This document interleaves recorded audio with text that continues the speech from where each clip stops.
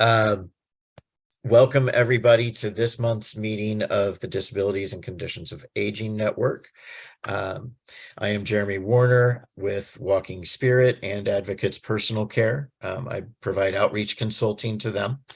And Walking Spirit is an organization focused on accessible diversity, equity, inclusion, and belonging, and both consulting and assessments and training for really any organization that touches the public sector. So today we're going to go a slightly different format because I asked Carly and I don't know if Beth is on yet, but I asked Carly to join us from the ARC to join us to talk more about that conversation that began last month regarding the future of paid parental caregiving as an aspect of attendant care.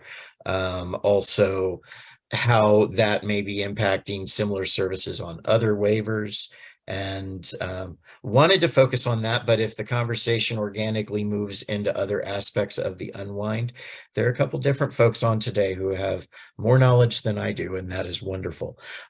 So I want to do, like I said, a slightly different format. We're going to jump into kind of the speed round first, but I'd like for folks to withhold anything regarding any big updates, and just introduce yourself and your organization so everybody knows who's on. And then I would like to focus on that conversation as much as possible so that we have enough time. But if anybody does have any major updates that they need to share, please, one, put that in the chat, and two, maybe raise your hand towards the end so that we can get those in. So I will let Ina introduce herself and Advocates Personal Care, and then we'll just move on quickly. Sorry. Yes, hello. My name is Ina Pikar, and I started Advocates Personal Care because of my father who needed help, and really walked in the shoes of people who see their loved one really, really struggling. And, difficulty of trying to reach out to places, and it's not easy to find the right resources and, all of the above. And I thought, okay, I have master's in social work, and I should know more, and God knows I didn't. It was very, very tough. So our mission is to help families to care for their loved ones, and I don't know, to give that independence and quality to people who do need help, and also to be so good so that our help is actually helpful to them and not just a burden to them. So yeah, if there is a need, if there are any suggestions, we love to network with partners all over Indiana. And if we could be helpful to any of you, or if we could be helpful to the clients you serve, if you provide services which would be a great resource to families who are trying to find resources, we would love to put your information on our website. We would love to connect in any way. Thank you so much. Sorry it took long.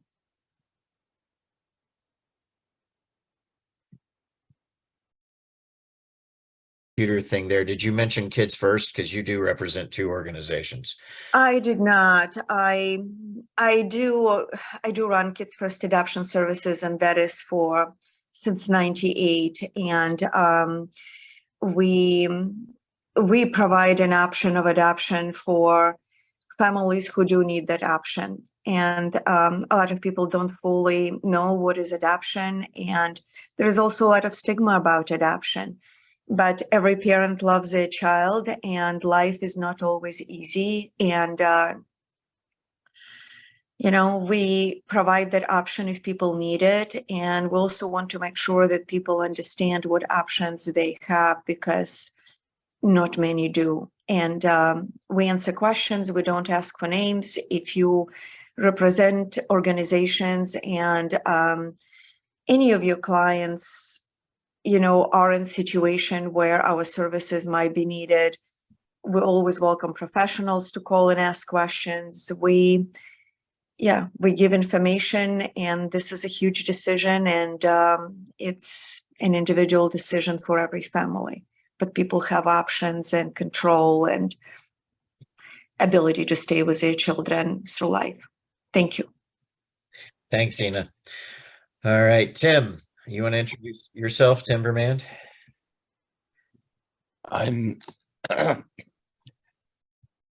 Yes, I'm fighting the tail end of a cold. I'm from the United Methodist Church's Indiana group on disability, as well as the National Committee. Thank you. Kendall Tilton? Hi, I'm Kendall Tilton. I'm with Noble. I'll just leave it there. All right, thanks. Jamie from Child Care Answers. Hi, I'm Jamie. I work as a family engagement specialist at Child Care Answers. We serve families and helping them find quality childcare. So all families, all children. And so we also help families understand what is quality childcare and what is not quality childcare and help them navigate that process. There's more we do, but that's the big part. Thank you very much. We need to get you on a on a focus on one of the next meetings coming up. Jessica Garber. Hi. I'm not muted, am I? Nope. Oh, okay. Check it. So I am with Connections Case Management. I'm the marketing director here. We do Medicaid waiver case management services for the FSW, CIH, A&D, and the TBI waivers. And I'm about to put some information in the chat. We have partnered up with the Self Advocates of Indiana this year, and we are providing community resource fairs throughout the state. So I'm going to be posting the dates. I don't have it set up for them to be registered to yet, but that should be coming up here pretty quickly. So I'll send that out. Great. Thank you so much. Susan Ferguson.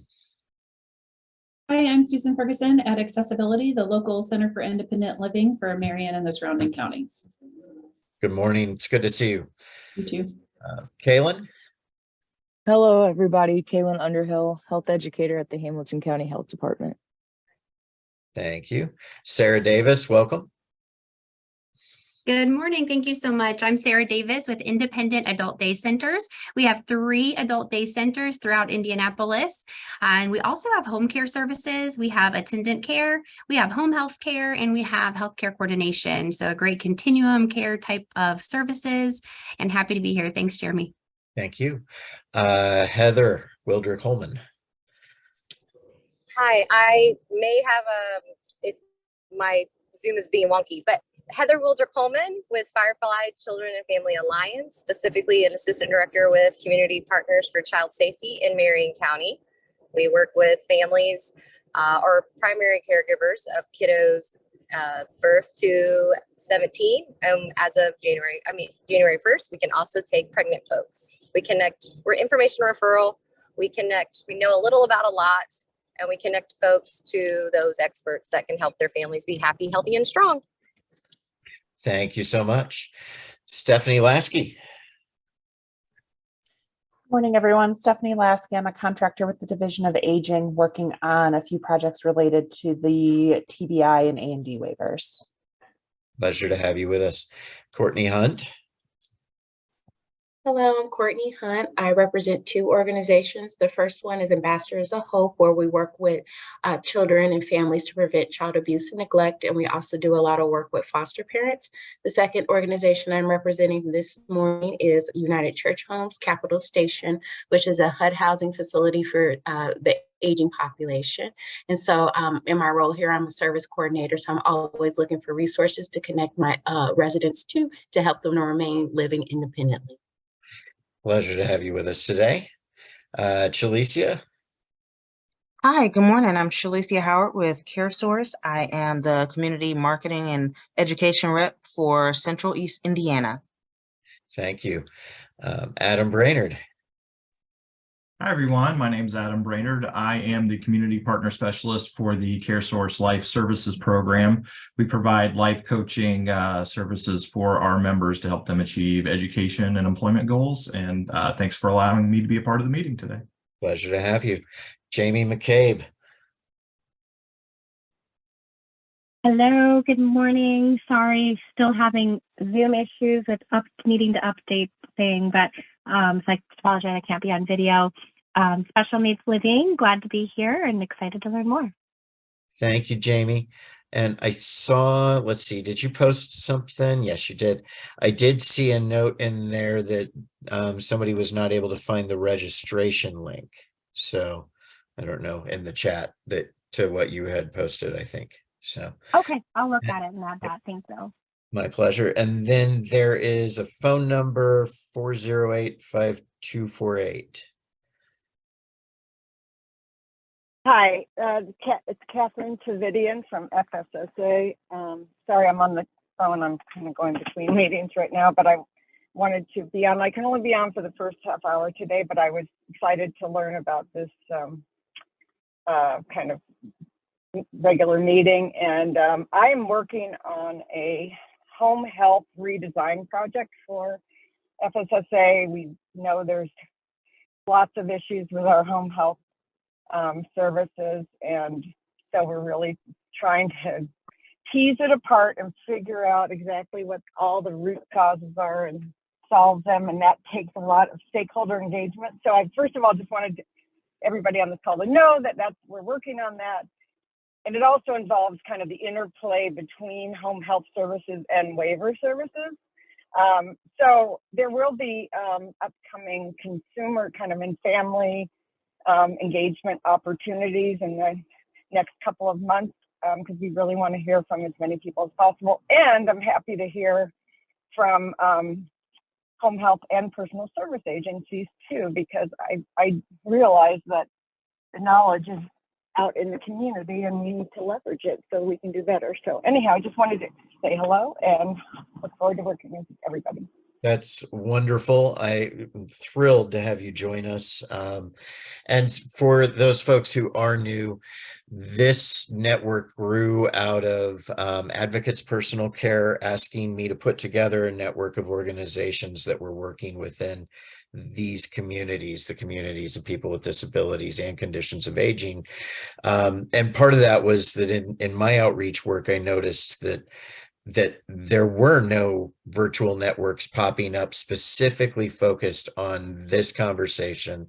And we are still growing. The format of what we do and how we do it is still changing. And just the more folks that you can invite who are working within these communities. And we put the two together, obviously, because conditions of aging present as disabilities. So happy to have you all here. I'm going to turn it over to Carly Shortino-Poulter from the ARC. Thank you so much for answering Beth's request to answer some of our questions. Oh, absolutely. And thank you so much for inviting me. I know I've been able to join this call a few times, but I haven't been able to do it as consistently as I would like. So hi, everybody, and thank you for letting me talk today. I know that there is a lot of confusion about some of the changes that are coming up with both Medicaid and with waivers. I know that there is a lot of misinformation out there, and so that's what I want to try to clarify a little bit today. And by all means, the first thing I'm going to say is absolutely ask your questions. With some of this, there may not be answers yet. But knowing what the questions are can also help us shape what some of those answers might wind up being. And I know that the biggest thing that a lot of you are concerned about is the issue of parents in particular as paid caregivers for minors. I want to get to that in a minute, but before I get to that, one of the things that I do want to talk about a little bit is the Medicaid unwinding, and specifically the end of continuous coverage, because effective a week from Saturday, individuals can start losing their Medicaid. And I want to make sure that people know about this and that people are aware of it so that they can take the steps that they need to. The reality is, when it comes to the end of Medicaid continuous coverage, all it really means is that we're going back to the normal Medicaid financial rules, the ones that were in effect before the pandemic. But there are a couple of groups that I'm particularly concerned about. And so I want to try to spread the word as much as I can. And the first one is, we've had a bunch of people who have moved in the last 3 years. And people didn't always remember to update Medicaid with their new addresses. And so if you are working with anybody or you have a network that you can contact, make sure that people are updating their contact information with Medicaid, because Medicaid is, of course, now has already started sending out those financial redetermination forms. And now, if you don't answer it, you can actually lose your Medicaid as a result. I don't want somebody losing their Medicaid because they forgot to update their address with Medicaid. So that's the first thing. And one of the things that we're actually recommending people do is sign up for an online Medicaid account. That way, that way you can update your information that way, and it's a whole lot easier. But you can also find out what information Medicaid is requesting from you. And more importantly, you can find out what information they have received. Because sometimes you send things in and yet it goes missing between the fax machine and somebody's desk. So, that's a great way to do that. The other group that I'm worried about, and I know that we've got a lot of agencies on here who serve children. The other group I am worried about in this process is that we have kids who are on waivers, but their families also qualify for Medicaid based on family finances. One of the things I'm concerned about is that a family may now be in a better situation financially, and that family may no longer qualify for Medicaid, and so they're about to lose their Medicaid.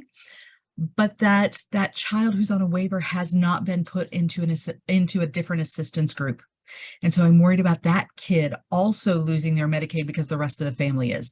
Now, there's an easy way to deal with that. Technically you're appealing it, but technically, because it's a Medicaid category change, you've only got 13 days to appeal it, not the normal 60.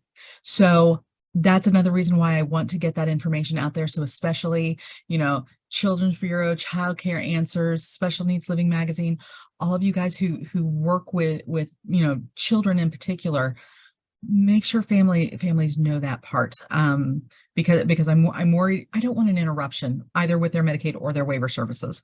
So just wanted to throw that out there, because again, that can start as early as a week from Saturday. So that part aside, one of the big questions, the biggest question you guys have was about families getting paid to be caregivers of minor children.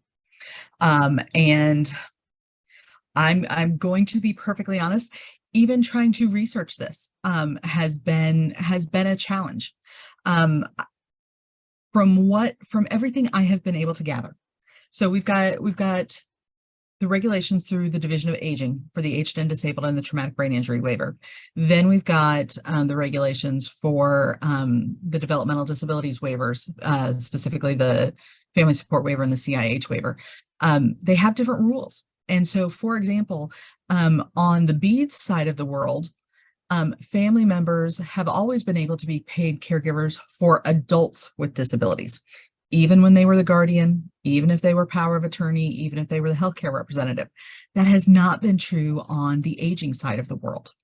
With a pandemic in place, there were a lot of flexibilities that were put in place to be able to address especially some of the workforce shortages.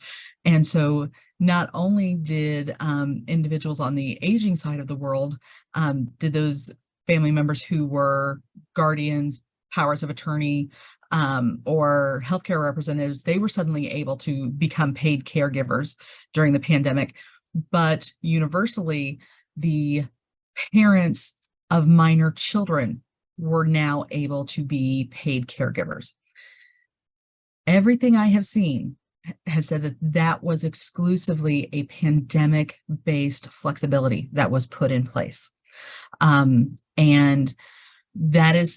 so here we're going to get into a couple of different timelines because some of those flexibilities end when the federal public health emergency ends, which is May 11th.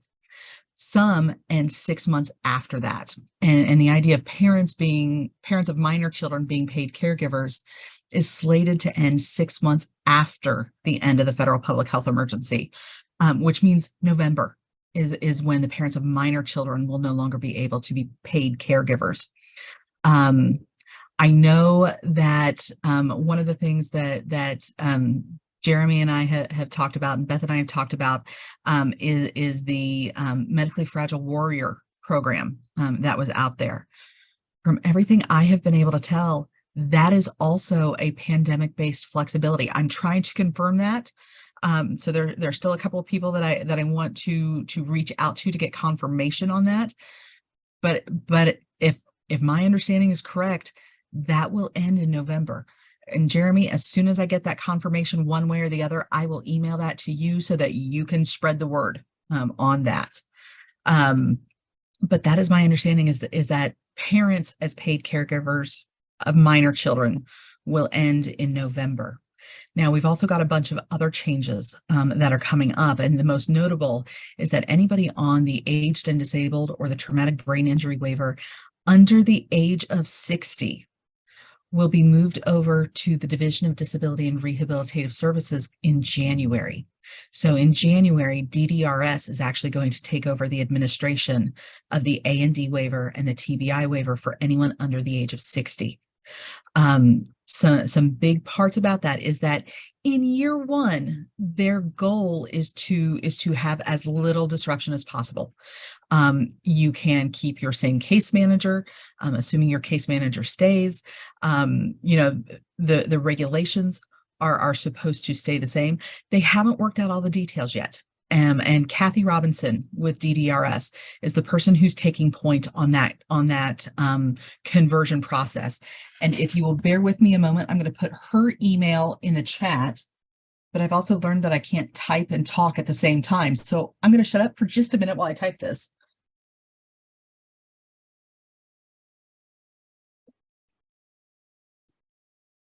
Contact info never gets in at the start of the chat. So, but yeah, a lot of things they are still working out details on, which means that, you can reach out and try to have some influence, especially on that first year of this conversion process to make sure that things go smoothly.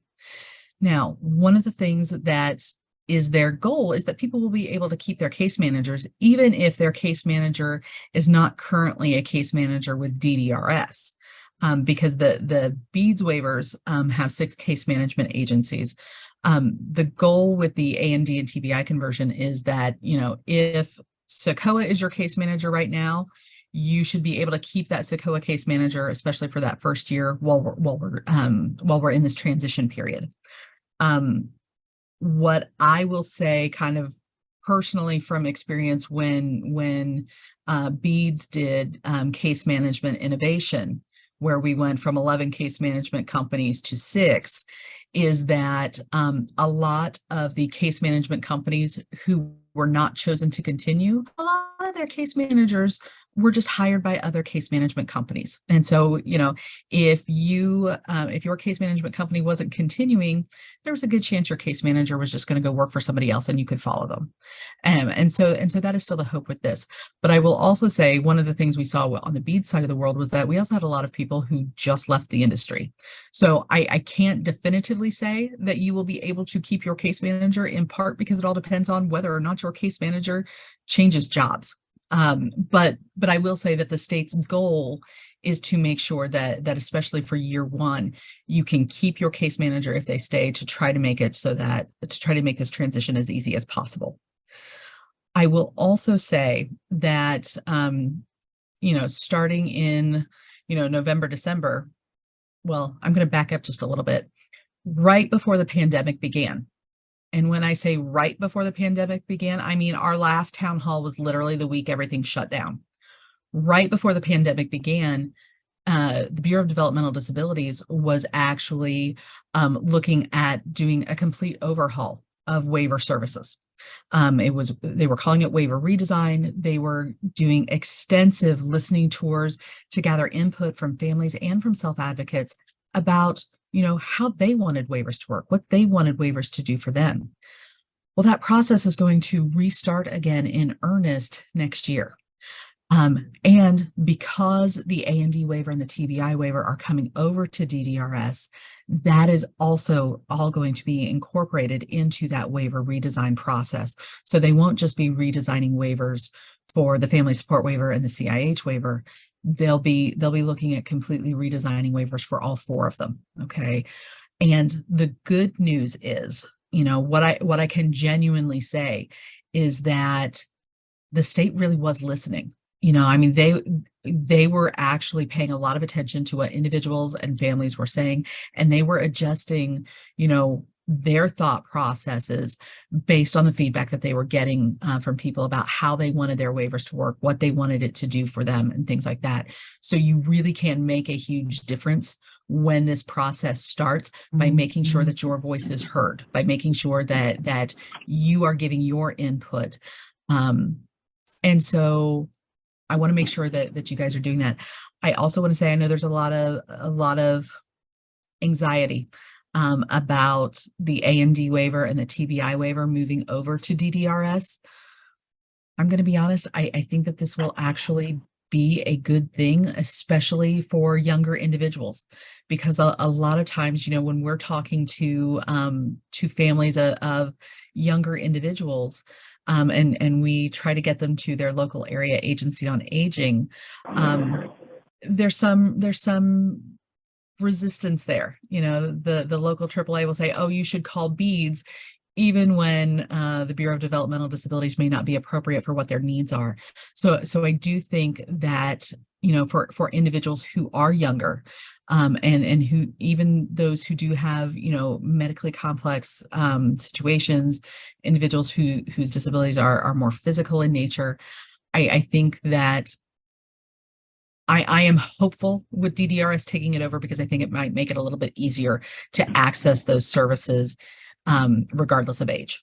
And that's one of the barriers that I have seen on the other side, is when, you've got a 12-year-old who has, physical disabilities. They call their AAA to try to get on the aged and disabled waiver, and they say, oh, well, you're young, go to BEADS. Well, BEADS doesn't serve muscular dystrophy, for example. That's an aging thing. So I'm hopeful with that. It might be a little bit easier to open it up for questions, because I know that like I said, I know there's a lot of confusion. There's a lot of misinformation out there. I know at one point, people thought that there was some legislation that had passed to allow parents to be caregivers of minor children. There was no legislation. I think there was something that got introduced, but it never even got a hearing in committee. So there was no legislation that passed to make that an option. It was more of an administrative change. I will also say, though, there are some legislators who are discussing this as a potential option, because there's such a huge workforce shortage. I'll be honest, I don't think I ever expected that to ever occur, but it's actually being discussed. And so that is an interesting turn of events. But what questions do you guys have?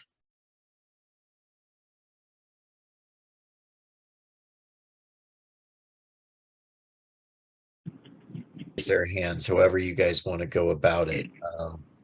I know you mentioned us needing to raise our voices, and so I guess one of my questions there is, who are the legislators that we need to be reaching out to? So right now, it's not so much a legislative issue, it's more of an administrative one. And so I put Kathy Robinson's email in the chat. She's the one who is taking point on that conversion, moving the aged and disabled and TBI waivers over to DDRS. And so they are working out details on that year 1 conversion right now. One of the other things I'm going to recommend is that, if you do not already get notifications from the Bureau of Developmental Disabilities or from DDRS, sign up for those. You know, I know the ARC will also always publicize when they're doing their listening tours and you know how people can comment on this. I know other agencies do the exact same thing. So making sure that you know that you're kind of paying attention to all of that.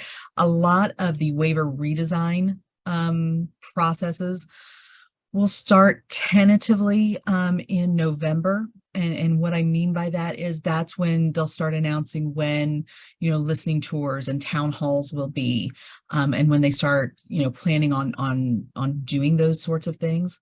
Of course, you'd also be able to submit comments by email. You can call for that matter. But that's one of the biggest ways is, you know, show up if you can. If they're having virtual ones, show up to the virtual ones, so that they're hearing from people.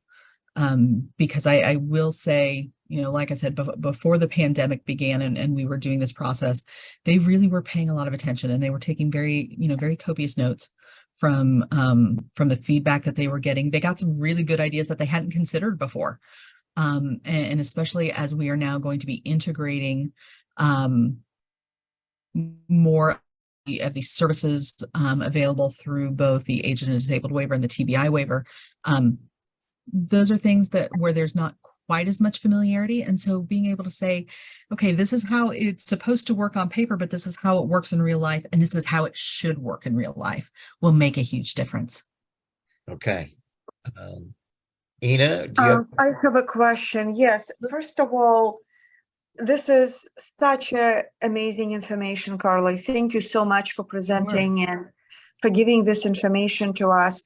I guess I do have maybe a couple questions. Absolutely. First one is how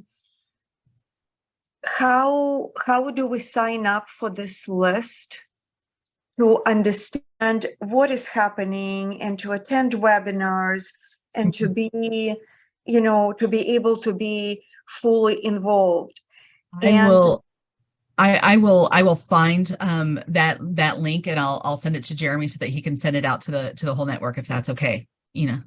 Thank you. That's terrific. Thank you Mhm. so much. Mhm. And another question is, how could agencies prepare themselves and also, I don't know, educate and, you know, families? What is the best way? Obviously, we don't want to create something and start, you know, confuse people. That's not what we're trying to do. Right. But how could we prepare the best to actually be proactive and to be able to do a good job?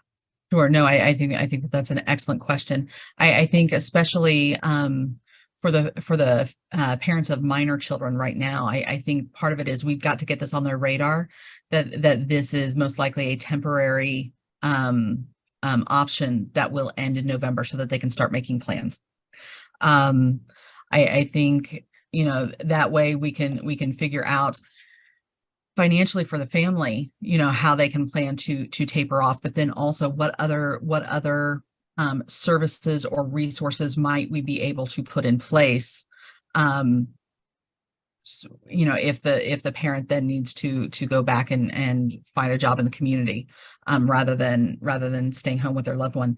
One of the other things to potentially consider too is actually, you know, and part of this is I'm thinking outside the box here is kind of pairing families up. So if you've got clients who, you know, who have similar needs or things like that, you might be able to make that connection so that you know, family A provides services for child B and family B provides services for child A because they're very similar, you know, or you know, and even making some of those connections because having that, you know, having families, you know, being able to talk to individuals or families who have some of those shared experiences makes just a huge difference in the first place.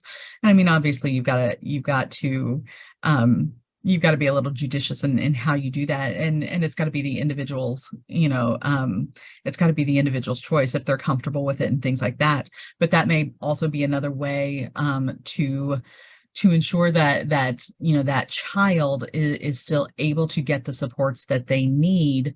And we may be able to make it mutually beneficial for multiple families that way. I do think I don't have this, I don't have this definitively yet, because again, they're still technically working out all of the details. But I do think that there's a good likelihood that the parents of adults who are currently on the A&D waiver or the TBI waiver, once that is switched over to DARS, there's a good chance that they may still be able to be paid caregivers. And the reason I say that is because in the BEADS world, family members, guardians, powers of attorney, healthcare representatives, they are already able to be paid caregivers for adults in the BEADS world. So I would not be surprised if when that transition happens, if they put that flexibility already in place. It's just the minor children that are going to be the issue. And then it's also, looking into whether or not a home health agency may be able to step in instead. And I know that I'm saying these things, and I recognize it is a whole lot easier to say these things than to actually do these things, because I recognize the workforce shortage, don't get me wrong. But that's why I'm also thinking, hey, if we've got a 6-month lead time, we may be able to spend that time to find staff, to recruit some staff. So maybe part of that is also contacting, local nursing schools to see if there is a nursing student who is looking for a part-time job while going to nursing school. Checking out the vocational schools in the area, like J. Everett Light here in Indianapolis, to maybe talk with their CNA students, so that when they graduate and get their CNA license, they may be, you may be able to recruit them to care for your child. Granted, that means going through an agency, but most of the time, at least in my experience, if you come to an agency and say, "Hi, this is Shelley. She knows my child. I would love for you to hire Shelley, who knows my child, to work with my child." Most of the time they jump up and down for joy at that thought. So I'm also thinking, with this lead time, let's try to figure out some ways to recruit. Maybe that's contacting some of the universities in your area and trying to find social work students or physical therapy students or occupational therapy students or education students, who want to be special ed teachers someday, recruiting them to potentially work with your child as well. I know that, some of the pushback I get on when I suggest things like that is, yeah, well, they're college students. They're only going to stay for a couple of years. Okay, the reality is our workforce only stays a couple of years anyway, so it's really not that much different. So those are some of the things that I'm thinking about. That's very, very helpful. I guess, and I'll ask 2 more questions and I'm done. Sure. So we're anticipating it in November, right? Yes. November, and adult is 21 and older, correct? And under or No, 18? Actually, here we're talking 18 and older. 18 and older. Mm-hmm. And I am also, it's stuck in my head that a lot of people, and we serve a lot of immigrant population. Mm-hmm. And you mentioned that with Medicaid, if they don't sign up and they don't update their address and all of that, is there, I don't know, like a link or something, because we would like to help them, because it would be absolutely a disaster for them to lose their Medicaid. Sure. And I think we would need to give step 1, 2, and 3 for that to actually happen. There absolutely are. And the good news is the state has actually put out a lot of this information in multiple languages. So I know specifically English, Spanish, and Burmese.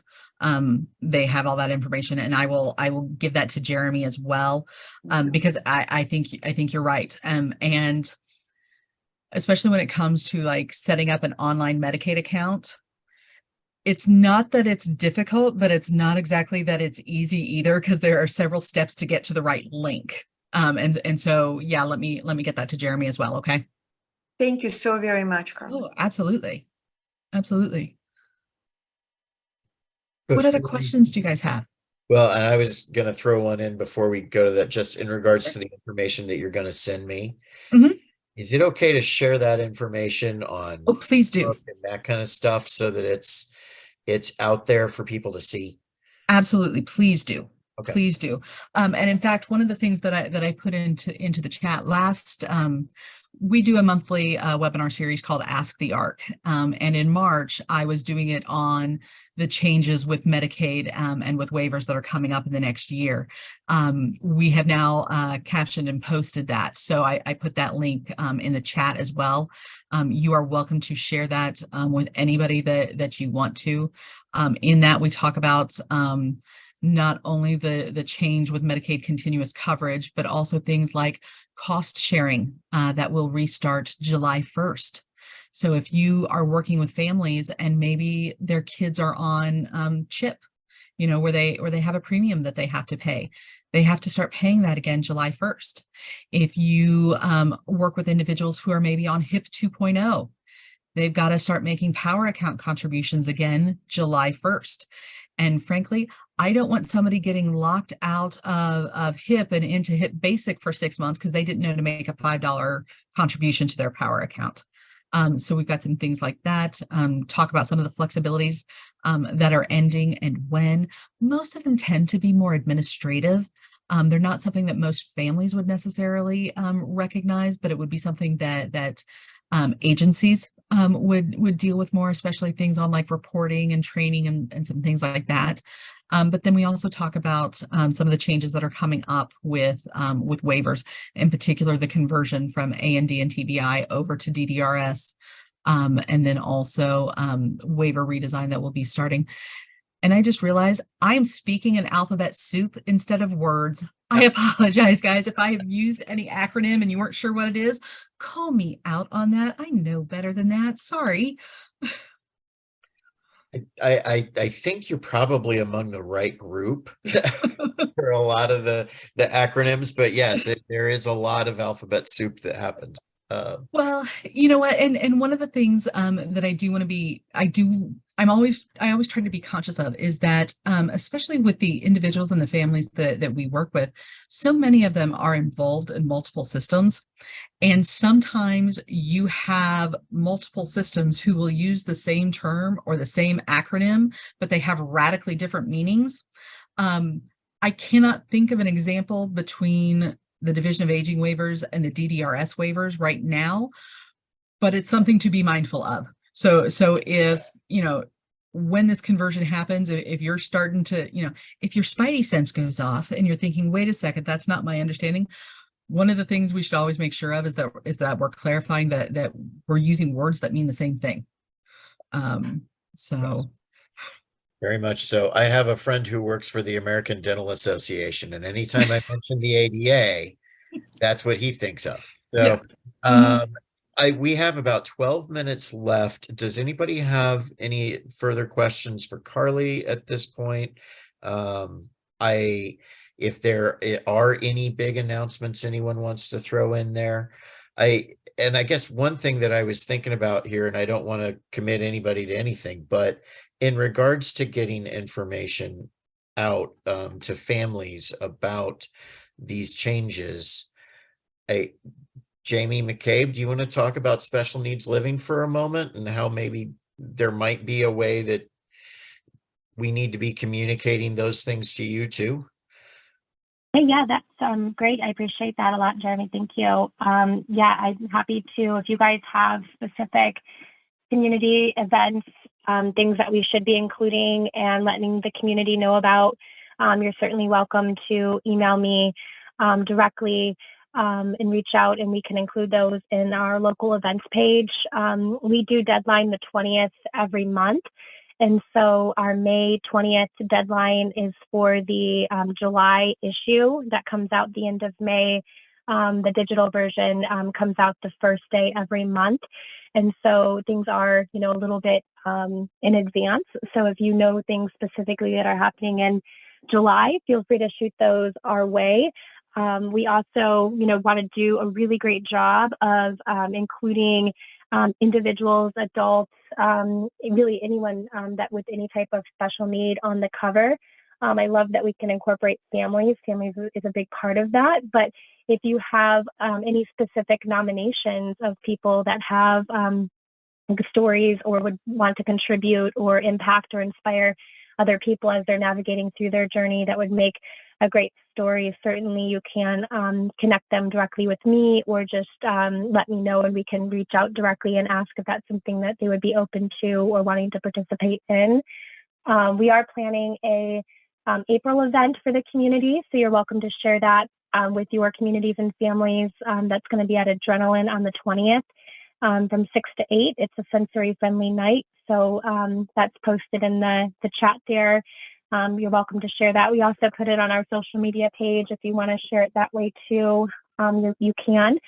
And then in May, we're doing a mom's weekend retreat, and we have about 16 more spots available. It'll be for 24 special needs moms or caregivers that want to participate that weekend at Teeter Organic Farms, just north of Noblesville. So we're excited to put on a weekend of connection, support, give them a chance to refresh, reflect. We have some great speakers and workshops and music, and we are looking for people that would be open to helping to sponsor some of the, you know, breakfast, lunch, dinner meals for these 24 women, or even help contribute either items or funding to support the welcome boxes that we want to give each of the ladies that attend. Just a little uplifting encouragement box of love. So yeah, if you have any ideas, thoughts, feedback, you're welcome to also email me. We would love to incorporate, like, you know, chair massages or different things that could really kind of help, you know, love on these ladies that weekend too. So yeah, that's kind of all my major updates for right now. So thank you. Thanks. Yeah, and I think it would be good. Thank you for filling us in on what that kind of timing is for if somebody were to have a story to submit about something going on or whatnot. I mean, if there was something that the community that we needed to get out to the community through a story submitted to you, you would need to have that 2 months in advance. Yeah, at least a month and a half at the latest. But yeah, anything between, I would say, now and April 10th, because you want to give my editorial team, you know, time to work on finalizations of things before the actual deadline. So April 10th would be for the July issue. Okay. Or sorry, no, June issue would be April deadline. Okay. Any other questions for Carly regarding this? And I guess like I said, we have now 7 minutes left. Any other major announcements anyone wants to throw in there? I also do want to welcome Allison Weimer. You joined us late, but happy to have you join us. Yeah, this is Shalicia. I just wanted to thank Carly because what I do know is as a worker for CareSource, and we facilitate one of the Medicaid plans. And so we are working, and so we will be doing workshops all over the state, along with some of the other managed care entities, that being, you know, MedWise and MHS and Anthem. So we're teaming together to make sure everybody's getting that redetermination information. So we'll be doing workshops and town halls and all of that. And yeah, Carly, thank you so much, because you took it right out of my mouth, because, you know, the focus for all of us right now is the unwind and all the changes that are coming to affect people starting on the 1st. Yeah. So yeah, thank you for that. Sure. And Shalicia, I work with some of your colleagues in some of the other things I do. So one other thing that I want to let people know, you know, Medicaid continuous coverage, actually, one of the reasons it's separated out was because Congress passed some legislation literally the week between Christmas and New Year's, which was just cruel, I will say. Ooh, yeah. That put an end to Medicaid continuous coverage effective April 1st. And so ever since that point, we at the ARC have been working on getting messaging out, making sure people were aware of this. But we've also identified some specific areas that we think a lot of individuals who are on waivers may wind up dealing with that are a little bit unique compared to the general population. And so like we've already got some appeal material written if necessary. I know we've got a wide variety of people here, so just a couple of other things that I want to put on the table that may not affect, or that may affect some of the people you work with, but not many. I shared that one of the big groups I was worried about were those kids whose families previously qualified for Medicaid financially and may not anymore, and them accidentally getting, terminated in the process. That's one group I'm worried about. One of the other groups that I'm worried about is we've had some individuals who have lost their Social Security during the pandemic, and yet they have kept their Medicaid. And they may not realize that could now be in jeopardy. Or maybe we've had some people who began working more and as a result no longer qualify for SSI or SSDI. And while that is a totally separate topic that I'm going to put a pin in, the thing is, especially if they're working, they should be eligible for either MedWorks or MedWorks Improved.